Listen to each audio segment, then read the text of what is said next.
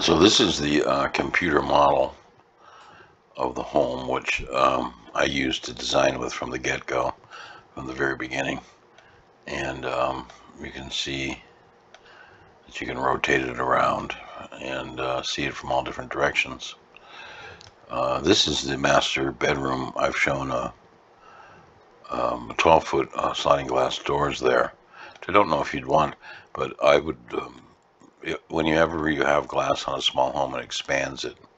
And I was thinking that there could be a nice screen wall and a garden off of that space to create a place of tranquility and away space.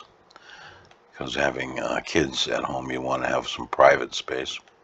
But the nice thing about this model is you can look at it in parts. So to start with, the framing of the house is relatively simple. The beamwork that creates the cantilevered cover is all part of the exposed beamwork in the house, which gives it a lot of character on the inside and a sense of scale.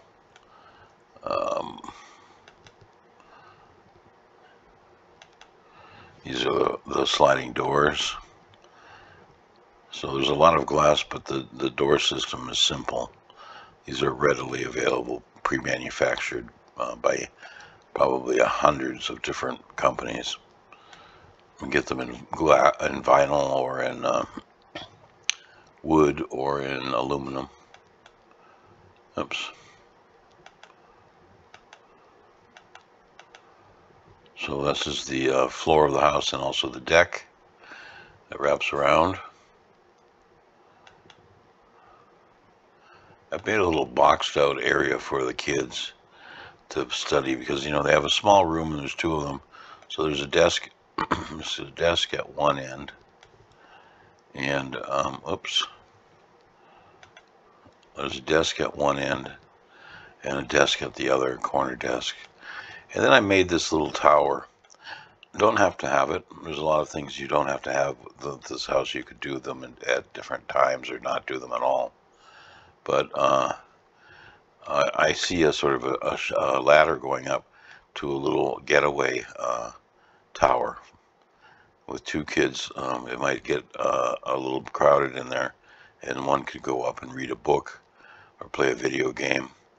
And it's not well defined yet, but there would be a ladder on the wall that would go up to a little lofted tower, which would have a window looking out both directions.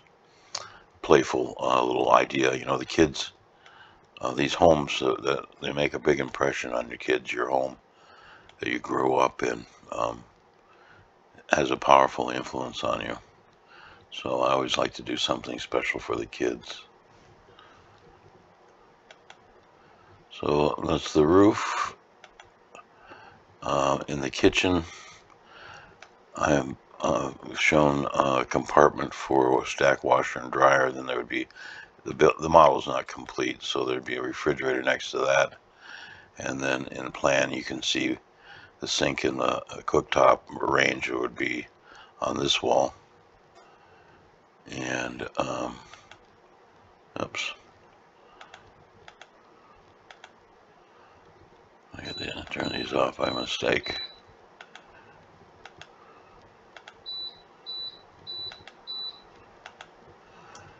All right. And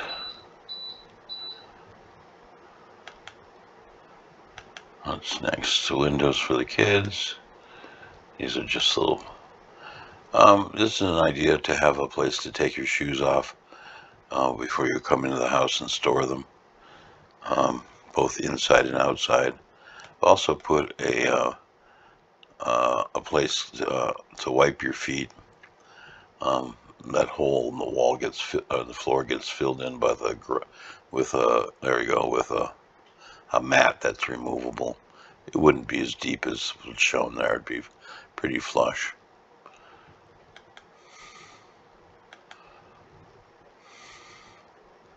These are now a lot of this stuff that I'm adding here at the end would be optional to save money. You could build them at a later time, so I don't want to. So to keep that in mind. This is an idea for an outdoor kitchen and a fireplace. So it's sort of an extension of the indoor kitchen from the standpoint of architecture. And anytime that you have a glass wall and you take an element from the inside and the out, it has the effect of fooling you that your eye that your space is actually larger than it is. I had a studio that I built in Michigan, and it was only 14 feet by 14 feet, but it all was a glass on two sides, and it really felt twice that size.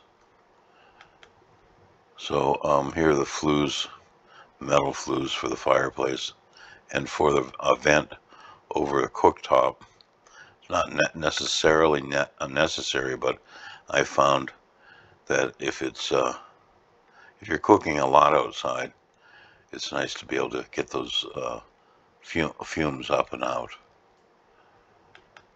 That's a back splash for the cooking surface. And see what else is here. This is an idea for some more cubby areas which maybe firewood could be stored in. And they also act as, instead of having a railing, if we're going to be closer over the water, instead of having a railing that blocks the view, these keep people from going over, falling over by accident, and they also give you a nice place to sit in a little group around the fire, which is an ancient tradition, which I think is a powerful and important part of life, to be able to share a fire. It's a great place for a conversation. And then this is a railing that could be either vertical or, depending on whether the code official allows it, sometimes they allow this type of railing that you, if you're walking along here and you fell, that would keep you from falling into the water. You can't walk on it, but because it's 4-inch spaces between things, but it's like a safety net. You see these out on helicopter pads as a way to keep the helicopter from snagging the railing. But the advantage of it is that there's no obstruction to the view. Another way to do this would be to put a vertical railing and then use aircraft cables to keep it transparent. But anyway, so this is a model of what I had in mind, 700 square foot home. So the pre-manufactured homes that are available, they're not, I mean, they're a viable option in many ways, but the ones that I've been in is they don't tend to last that long because of the fact that the materials, everything has to be light in order to be transported. The walls between the rooms are thin, so they have a lot of acoustic issues, noise being easily transferred. You know, of course, they'll get the job done, and I think that they're probably less expensive than building this by hand. But if you built it well by hand, it could last 100 years or longer, and be something that would retain and increase in value as the years went by. Think of it as an investment. If you buy a pre-manufactured home, my research on them is that they tend to devalue. So the money that you save, you lose over time when you're living in it. Whereas a home like this would become an investment for the future, and also a joy to live in. So anyway, if you change your mind and you're interested, I have all these documents, and it didn't take me long to produce them because I'm pretty fast at what I do, and I've been doing it a long time. And I'd love to help you with it.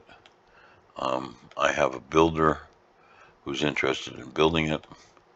I may go ahead and use it as a prototype for a speculative home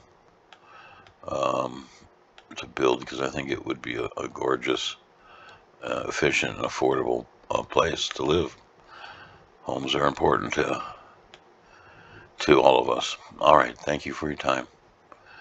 You needn't respond if you don't have any interest, but if you do, you have my phone number. Take care.